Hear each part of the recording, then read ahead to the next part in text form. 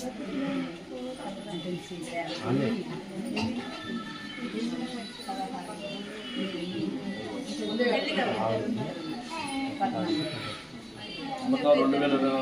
క్రితం యేసయ్య మనందరి కోసం వచ్చి నమ్ముతున్నాము. యేసు ప్రభు 3 సంవత్సరాలు యవనకాలం తన రాజ్యాన్ని ప్రకటించి మనుషుల చేతులకు అప్పగింపబడ్డారు నమ్ముతున్నాము. అయితే యేసు ప్రభు వారు మన పాప నిమిత్తమై ఆయన కలవర శిలువలో మన పాపమంతా ఆ కలవర శిలువుగా మోసుకుని నమ్ముతున్నావా? ఆయన పరిశుద్ధ రక్తాన్ని అక్కడ సిందించాడు, అది మన పాప విమోచన కోసం నమ్ముతున్నావా? యేసు ప్రభు వారు కలవర శిలువలో చనిపోయి 3 దినాలు సమాధి చేయబడి 3వ దినం సమాధిని గెలిచి మృత్యుంజయుడిగా లేచి ఆయన పరలోకంలోకి వెళ్ళాడు నమ్ముతున్నావా?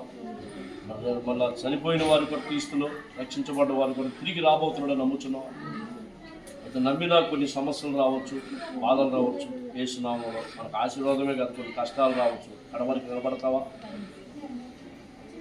యేసుక్రీస్తు నాకు ఇచ్చిన అధికారం బట్టి తండ్రి కుమార పరిశుద్ధాత్మ యొక్క నామములో నీకు బాప్తిసం.